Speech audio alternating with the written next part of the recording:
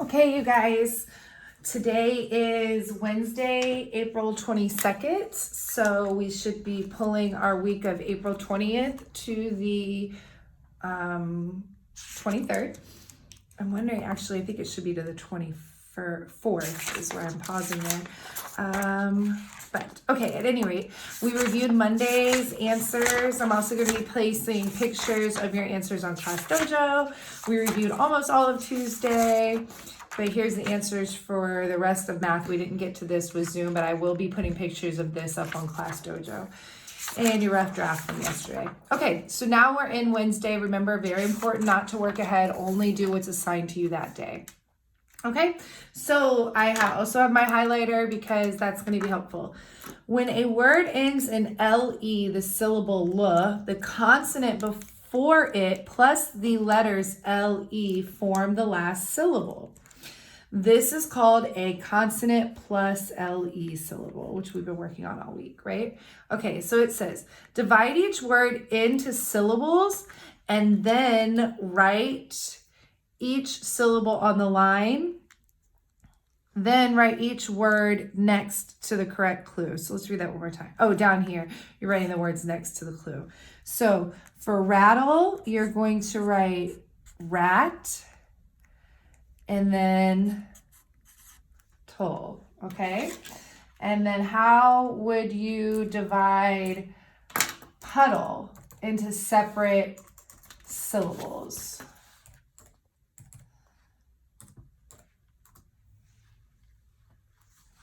All right, so you want to do kind of the similar separation with your syllables there, okay? So rat, R-A-T, and then toll.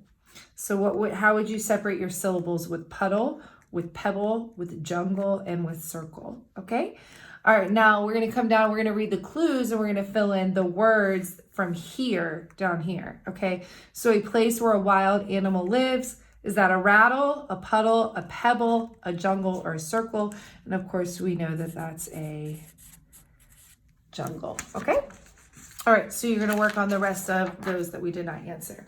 Okay, let's continue with proper nouns. And it says proper nouns name specific, and I'm gonna highlight the word specific, people, places, or things. Each word of a proper noun should begin with a capital letter. So with your proper nouns, you have Roger, you have Yellowstone, you have Wyoming, and you have United States. But with common nouns, you just have boy, whereas proper would be Roger, park, Yellowstone, state, Wyoming, country, United States. Okay, so underline the proper noun in each sentence. I live in Buffalo. Buffalo is the name of a city in New York, so I'm going to underline Buffalo. Okay, and then down below it says choose a proper noun from the box to complete each sentence and write it on the line. I visited my friend Arizona, my friend Grand Canyon, or my friend Pam, and it's probably going to be Pam, and then cross it off as you fill it in. Okay, continuing with proper nouns. Proper nouns name specific people, places, or things. Each word of a proper noun should begin with a capital letter. So people, Raul, places, California. Oh, okay, let's actually read down. People, Raul, Thomas, Mia, places would be California, New York, Washington, D.C. Things, Pacific Ocean, Central Park, White House.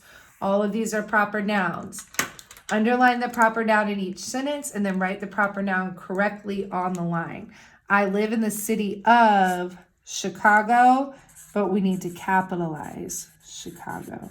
Notice how my C is very obviously capitalized, right? It's obvious that it's capitalized. All right. Read each sentence, then write it correctly on the line. The Metropolitan Museum is amazing. Metropolitan Museum is the specific name of a place. And remember, for your editing marks, you just put 3 lines under the letters that you want to capitalize. But it's important, we are practicing our handwriting.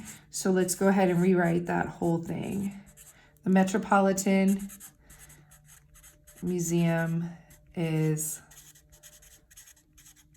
amazing. Exclamation mark. Okay. All right, so you fill in all the ones we didn't do. All right, now we're going to continue in math with our word problems. It says draw a comparison bar and write an equation to solve each problem. So these look like long rectangles, okay? We did practice this earlier in the year.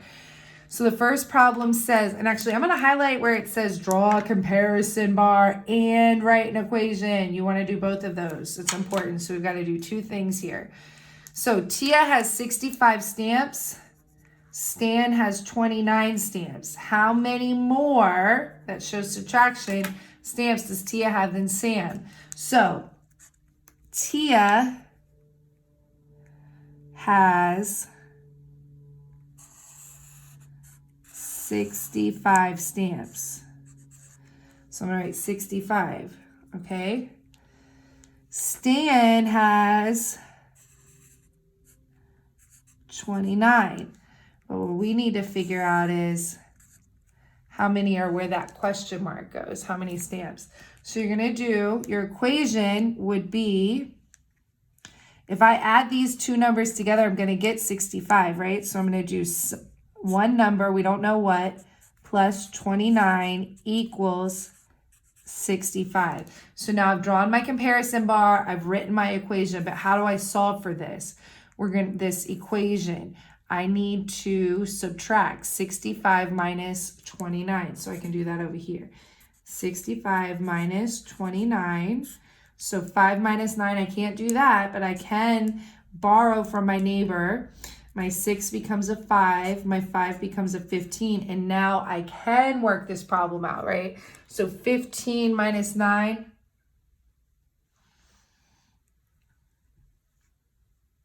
is 6. And 5 minus 2 is 3, okay? So I'm going to fill in 36, and what is my label? It is stamps.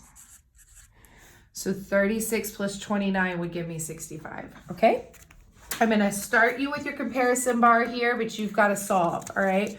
So Dora has 27 fewer grapes than Jerry. So what's important is 27 fewer. Jerry has 72 grapes. How many grapes does Dora have? So your comparison bar, there are 72. I'll go ahead and put grapes on my label while I remember it. Dora has 27 fewer. So how many does Jerry have? Okay, so we're going to do 72 equals, that's going to be the total that Jerry has, some number plus 27. That's how you're going to solve for that, right? So then you just do the opposite operation. So 72 minus 27, and then that's going to give you your answer. Okay? All right, very good. So you'll work on all of those.